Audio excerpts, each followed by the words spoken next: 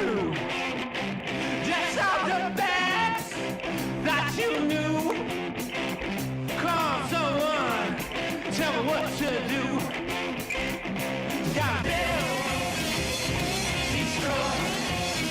Whoa, rebuild, destroy. Whoa, build, yeah, destroy.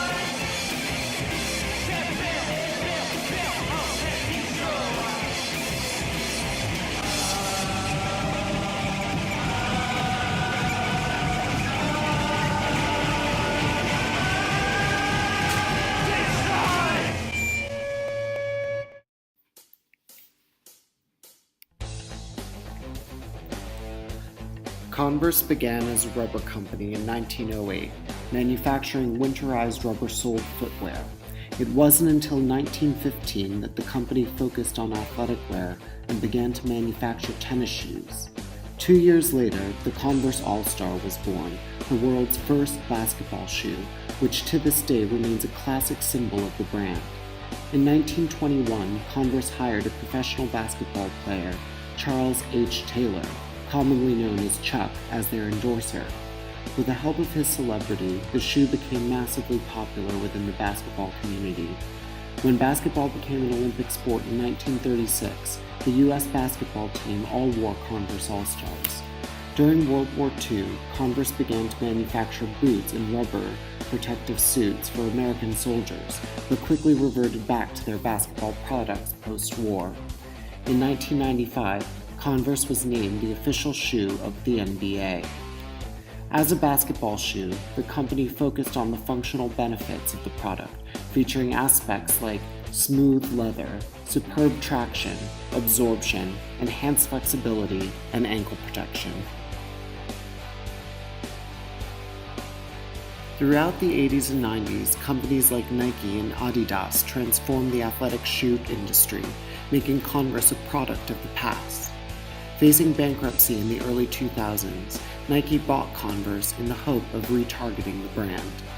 John Hoke, the vice president in charge of the overhaul, saw an opportunity in creating the everyday shoe, placing Converse in a completely new competitive landscape. In contrast to its new competitors, Converse is a highly personalized product for the mass market.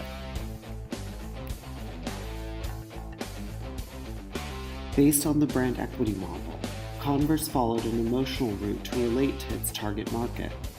In contrast to its previous functional image as a basketball shoe, the emotional association has helped to elevate Converse to a lifestyle brand. This model points out the 4 key elements attributed to its success: brand personality, brand image, consumer response, and the brand's resonance with consumers.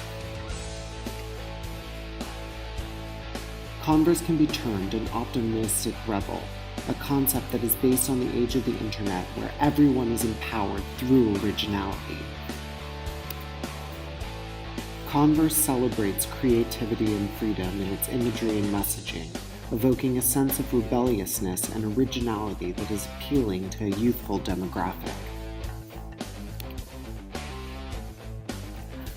To target this youthful demographic, Converse utilizes unconventional communication channels. This led to 90% of their media spend going towards content development. Converse relies heavily on social media channels like Facebook and Twitter to engage with their consumers on a daily basis. On YouTube, they promote local band music videos and other content that directly contributes to their brand image of creativity. To further support their creative identity, Converse endorses artistic initiatives and have commissioned public art in major cities. Additionally, Converse sponsors underground music venues to support and discover emerging talent.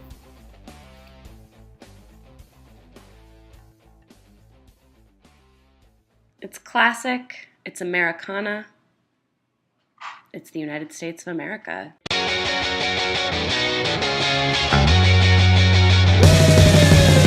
That my first pair lasted forever. They're reliable, they're comfortable. I feel like skaterish, like skater, still stylish, rebellious, young.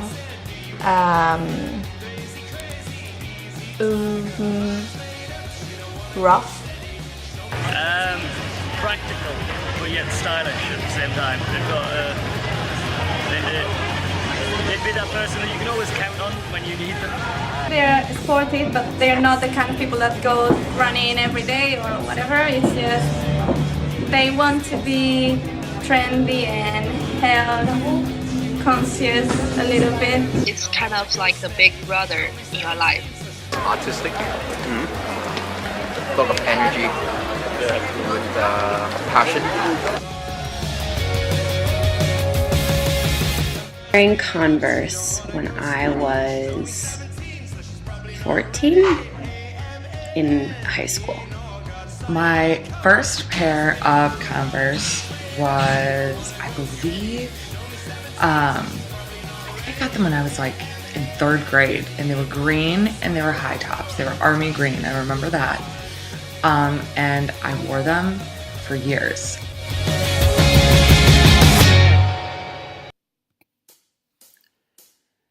People that wear Converse perceive the brand as creative, rebellious, underground, fashionable yet affordable, classic, artistic, young, and of course, rock and roll. As pointed out earlier, the brand has used non-traditional mediums to identify and resonate with its consumers. The visibility gives both existing and potential customers an opportunity to actively engage with the brand, creating a buzz effect. Existing customers advocate the brand because of its values, while potential customers are captivated by the culture associated with the brand, thereby elevating the brand identity. As Converse is an affordable brand, the buzz and excitement created translates into purchase intention.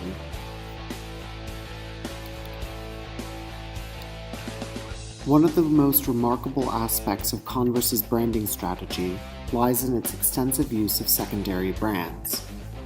Converse has capitalized on co-branding, releasing special edition sneakers based on nostalgic icons like Super Mario, Batman, and Dr. Seuss, and bands like Jimi Hendrix, the Ramones, and Metallica. They even collaborated with the Gorillaz to design new product extensions. In a more grassroots campaign, Converse actively recruited skaters to become brand ambassadors. Similar to their support of the skating community, Converse organizes events at the 100 Club, a small London venue for up-and-coming musicians. For those of you who don't know, this is where the Sex Pistols got their start. Some of the most emotional brand associations Converse has made, however, has been through the support of public initiatives like Wall to Wall, which sponsors public art, Rubber Tracks, which offers young musicians a place to record, or Product Red.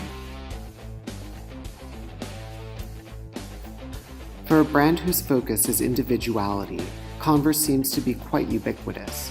So what changes, if any, should Converse be making to their marketing campaign? In the Y&R brand asset valuation model, we compare Converse with Vans, Converse's current competitor, and Nike, the dominant leader in the shoe industry. In the BAV matrix, Converse and Nike are both leaders in the mass market section, but Vans is in the curiosity section as it lacks in brand stature. In comparing Converse with Nike, however, we find Converse on the threshold of leadership in mass market, leaning to mass market. In the pillar graph, we could see that Converse ranks higher across all 4 dimensions than Vans and lower than Nike. Compared with Vans, we found Converse maintained a higher esteem and knowledge, but it is not very differentiated. Based on the information in these 2 graphs, we think Converse is facing a potential threat of brand erosion to fatigue. With less and less differentiation in brand personality and fierce competition in the industry, Converse may fall from its leadership position. Since its repositioning in the early 2000s, Converse has always strived for creativity and originality. In order to appeal to such a mass market, however, Converse has tried to engineer a shoe for everyone, and the brand has become too ubiquitous. In order to avoid erosion, Converse should try and focus on being the everyday shoe for its existing consumers instead of trying to appeal to everyone's tastes.